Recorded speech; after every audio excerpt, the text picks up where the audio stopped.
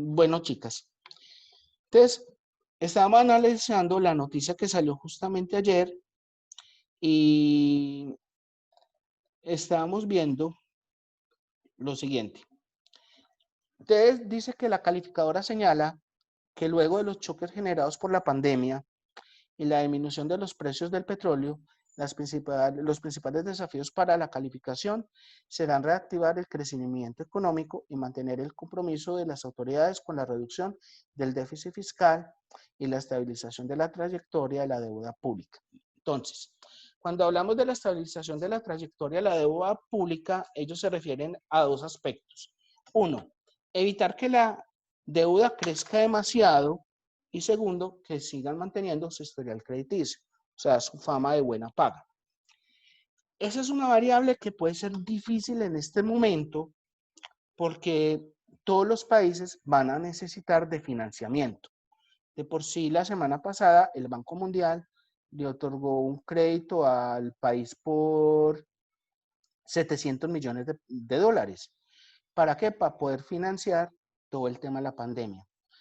Monto importante, pero que era necesario adquirir para poder solventar pues, todos los gastos en los que está incurriendo el gobierno, como que compra de insumos quirúrgicos, compra de respiradores, compra de estos insumos médicos o químicos para las pruebas PCR, que también son costosos, los reactivos y todo eso, más todos los beneficios que están otorgando que al fin y al cabo le van a generar más adelante un costo fiscal al gobierno.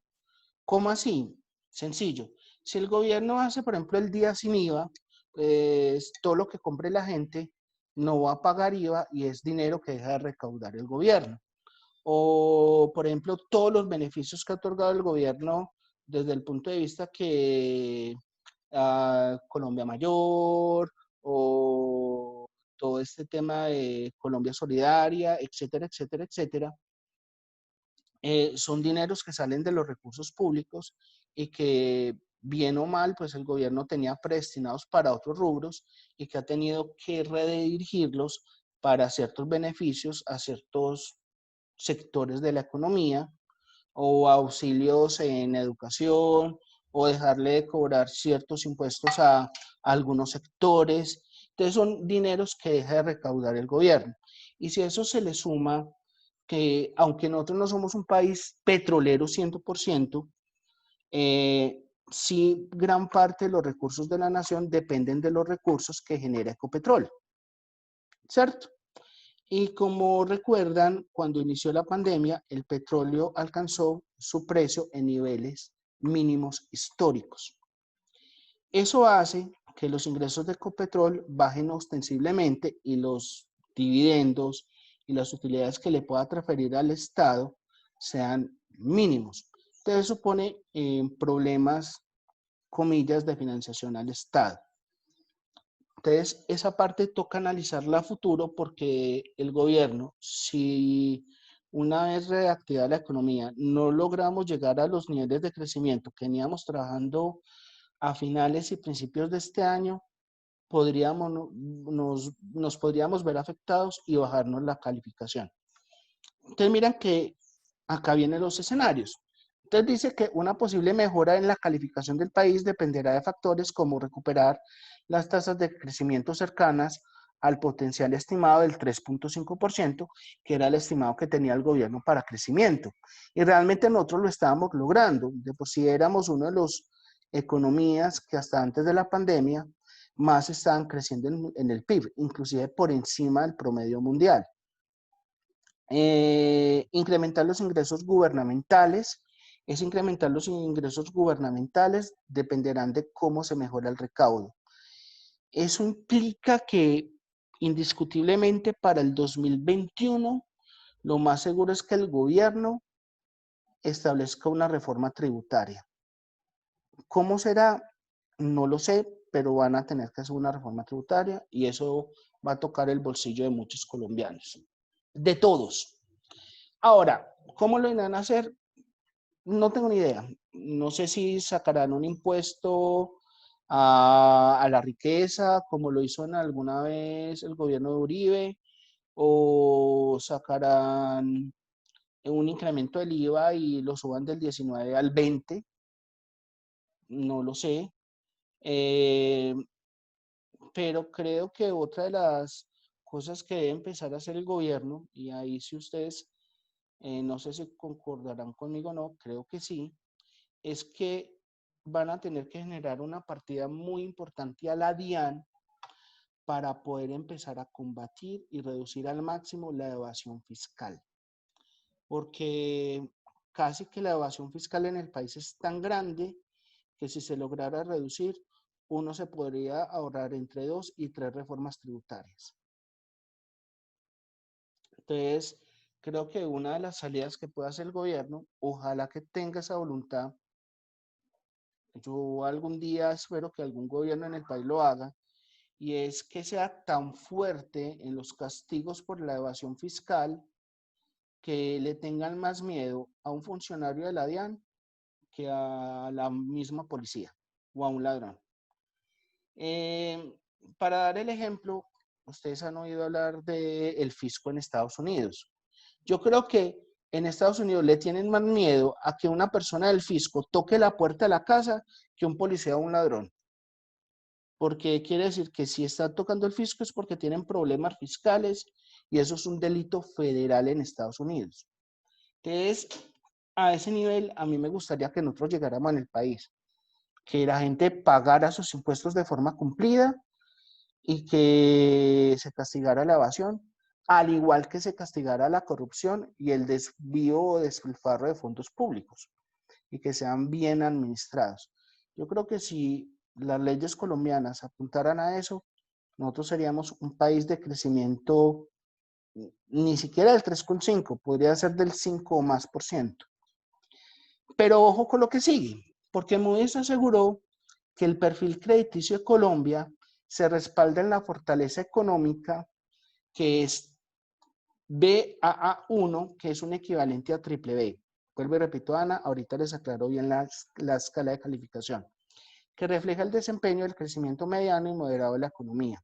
O sea, a nivel de la fortaleza económica de la nación, estamos por encima de la calificación. Si bien para nosotros, para ellos, nuestra calificación de riesgo es triple B, la fortaleza económica es triple B más.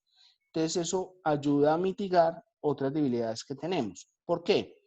Porque las instituciones que son triple B3 o Baa3 en escala de Moody's, que es un equivalente a triple B menos, y la fortaleza de la gobernanza equilibran la calidad moderada de las instituciones del país con una buena efectividad política y respaldada por un historial de cumplimiento de su marco fiscal a mediano plazo y su régimen de metas de inflación. O sea, Colombia ha logrado durante las últimas décadas, aunque se podría decir en los últimos 15 años, con mantener muy controlada la inflación de forma no muy desmesurada.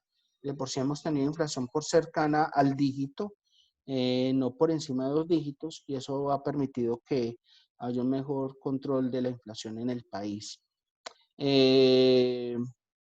Moody's evalúa también la fortaleza fiscal en Ba1, esa sí me preocupa, porque Ba1 es equivalente a W más, y eso refleja una carga de la deuda moderada, aunque creciente.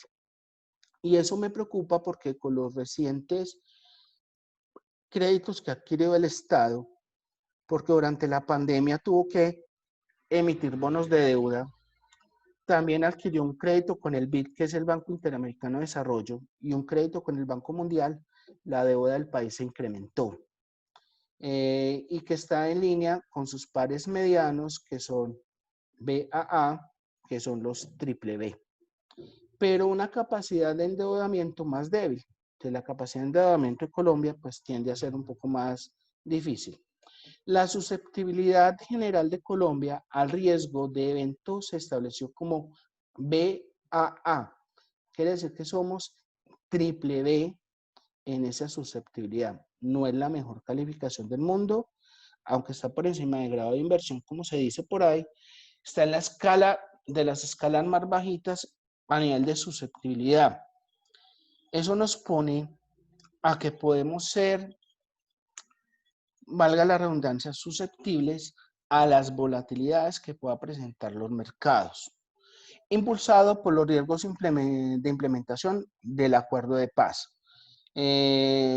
Colombia siguen valorando el acuerdo de paz de forma positiva y negativa también.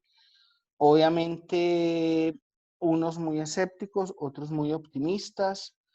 Los acuerdos de paz, pues el gobierno anterior y este han venido cumpliendo con ciertas implementaciones. El gobierno actual, pues sí ha tratado de poner sus reparos con algunas implementaciones, unos plenamente justificados, otros no tanto, pero en general el concepto de las Naciones Unidas frente a la implementación ha sido favorable. Quiere decir que por el momento se tiene una buena perspectiva de la implementación del acuerdo de paz desde el punto de vista internacional.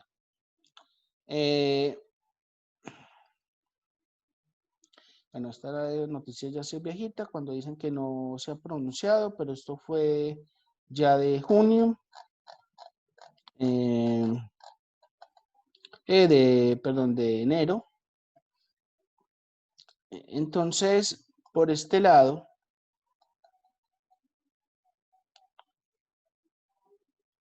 si esto es del 7 de enero y ya Moody's se pronunció, era la única calificadora que no se había pronunciado.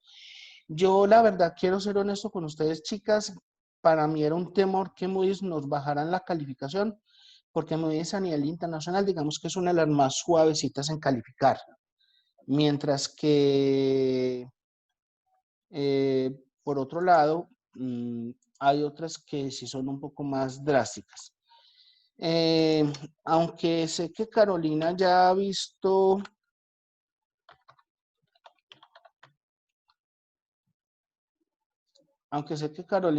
esta presentación, no me voy digamos, a concentrar en ella. Yo se las voy a volver a pasar, aunque sé que Carolina ya la tiene, pero si es para mostrarles nada más la escala de calificaciones. Permítanme un segundo. Universidades.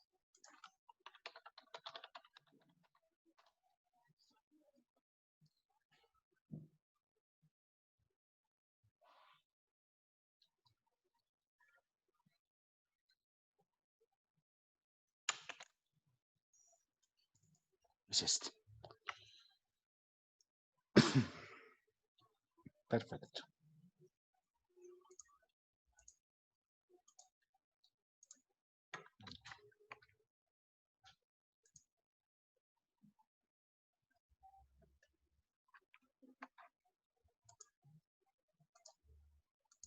Están viendo esta presentación que dice calificadoras de riesgo, ¿cierto? Sí.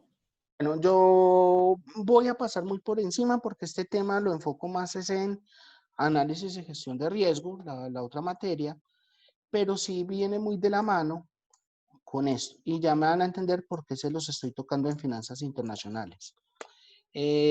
Bueno, ¿qué es una calificadora de riesgo? Lo voy a resumir muy sencillo, es una entidad privada que tiene que ser independiente y que se dedica a calificar todas las entidades que emiten en un mercado de capitales y que emiten deuda, ¿cierto? ¿Qué es una calificación? Es una opinión profesional, especializada e independiente acerca de la capacidad de pago de una empresa, de una nación o de una entidad territorial. Listo. ¿Qué títulos valores requieren una calificación?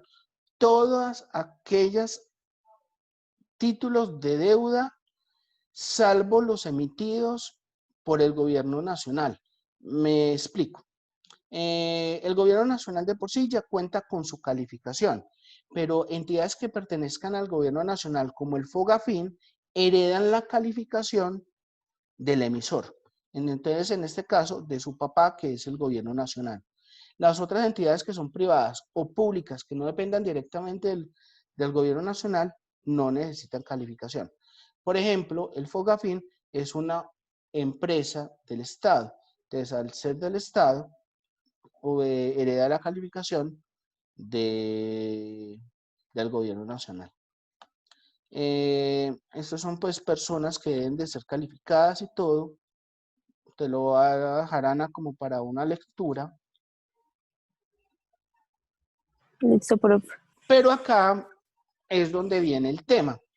Y es, ¿qué calificaciones se pueden obtener? Hay calificaciones de corto plazo y calificaciones de largo plazo.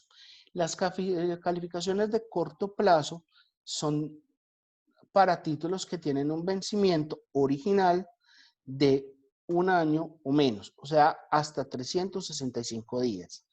Pero cuando un título o valor tiene un vencimiento superior a 365 días, obtiene una calificación de largo plazo. ¿Cómo son esas escalas? La calificación de corto plazo viene dada en números y viene en dos grupos, grado de inversión y grado de no inversión.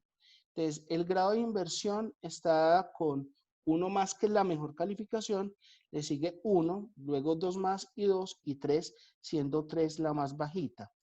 Y normalmente a la calificación de corto plazo se le agrega las iniciales de la calificadora. Por ejemplo, acá tengo un ejemplo con una que está escrita Fitch, que es BRC Investor Service, que es 1 más.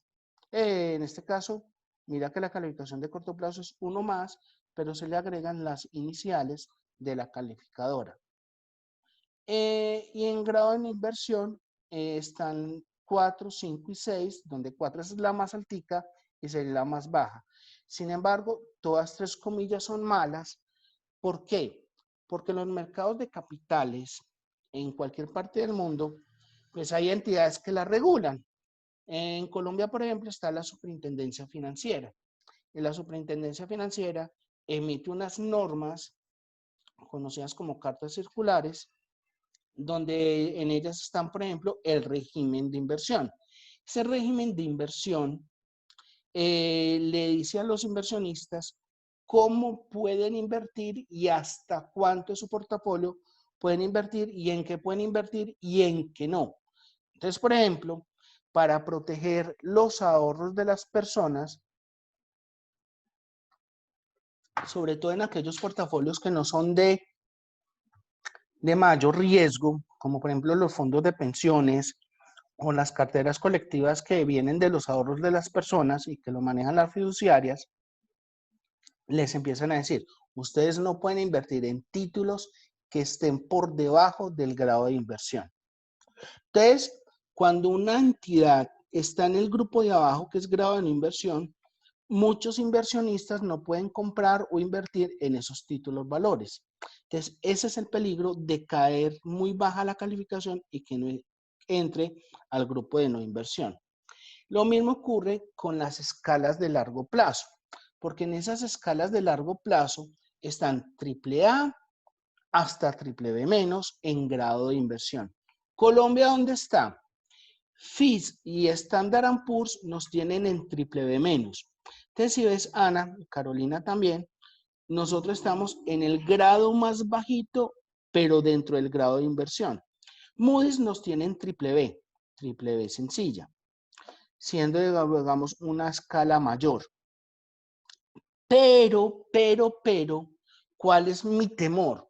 Que por efectos de la pandemia y porque Colombia está necesitando demasiada financiación para poder soportar la pandemia, a futuro Fitch o Standard & Poor's nos bajen la calificación, y si nos bajan la calificación nosotros no tenemos rango para crecer. Si nos bajan un grado seríamos W más. Y esto implicaría entrar en el grado de no inversión. Y entrar en el grado de no inversión implicaría que muchos inversionistas institucionales en el mundo entero no podrían invertir en títulos de deuda del gobierno colombiano. ¿Qué implica eso?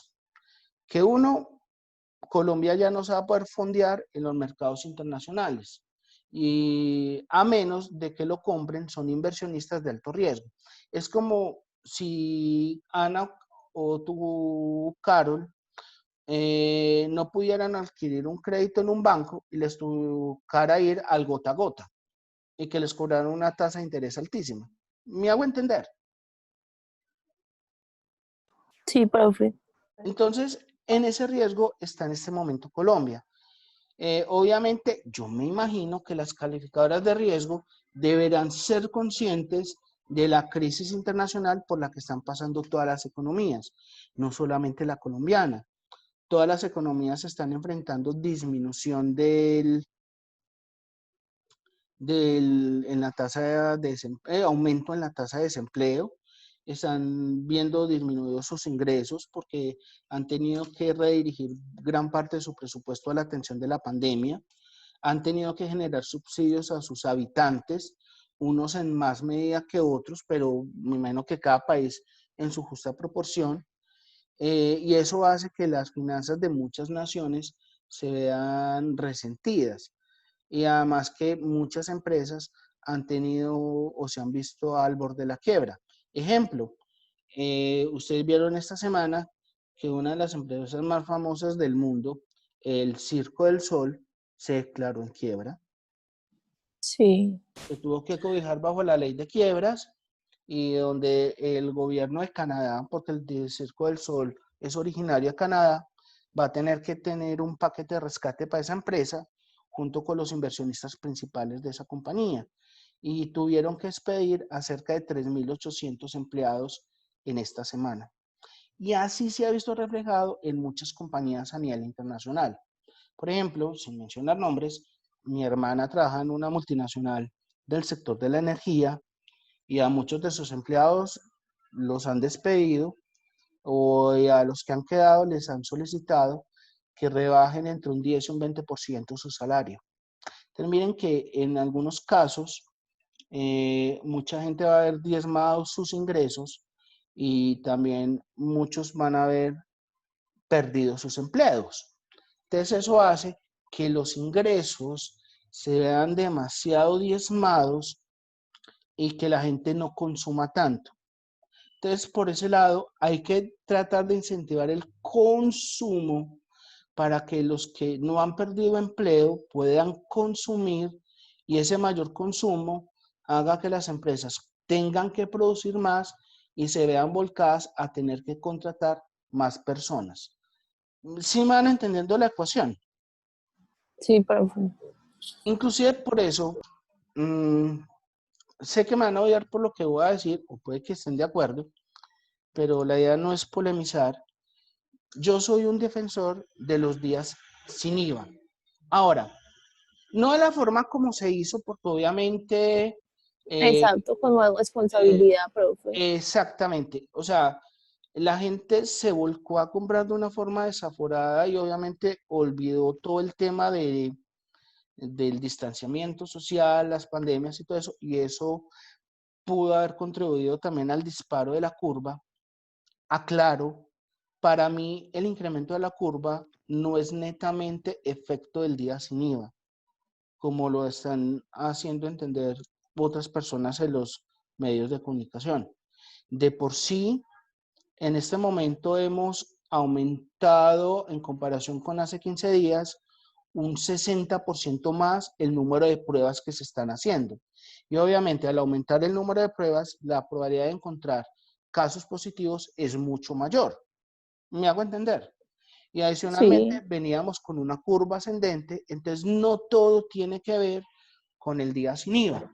Sin embargo, sí considero que la apropiación del día sin IVA, si bien fue muy acertada para el tema de electrodomésticos, yo creo que el haberlo puesto para televisores es un despropósito. O sea, yo considero que, por ejemplo, ya que todo el mundo está en la casa, haberlo puesto con electrodomésticos menores o primordiales como, no sé, calentadores de agua, refrigeradores, neveras, calentadores, estufas, hornos, pues sí era primordial porque la gente, digamos que antes no cocinaba tanto en casa, hoy en día sí. Entonces se vuelve un artículo, comillas, de primera necesidad. Televisores. Ah, yo creo que bien o mal la gente sí tenía televisores en sus casas y no es un artículo prioritario, como si pueden ser mobiliario.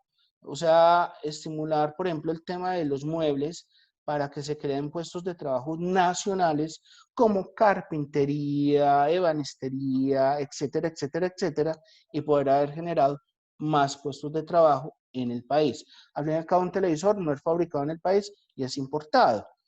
Entonces, es como mi percepción de forma particular. Estoy de acuerdo con la desgravación, obviamente, para ropa, calzado, porque al fin y al cabo somos un país que todavía el sector de manufactura, tanto desde el punto de vista textil como calzado, genera demasiados puestos de trabajo en el país. Entonces, creo que ojalá que para el próximo día sin IVA, o si no los que se hagan en próximas ocasiones, ya me imagino que será el otro año, o no sé si harán otro en el transcurso de lo que resta del año, se hagan pero con otros rubros, pero que realmente impulsen el empleo en Colombia. Está bien, sí generan empleo la venta de televisores y todo, pero creo que hay que tratar de buscar toda la cadena de valor, desde la fabricación hasta la comercialización. ¿Me hago entender? Sí, Entonces, profe. logramos Que estimular. también ya se va a acabar el tiempo. Sí, ya sé que me quedan 2 minuticos, Me pero quedan no 2 se preocupe. minutos. Pero ese punto es el que para mí sería vital que las empresas tomaran en cuenta. Bueno, hagamos algo. Paremos ya, ¿son qué horas? 9:29. Pero les voy a mandar ya una invitación, ya mismo les voy a mandar otra, porque me quedan 10 minuticos de clase solamente para poder redondear el tema. Entonces, voy a parar ya y les mando ya mismo otra invitación y rematamos la clase, ¿les parece?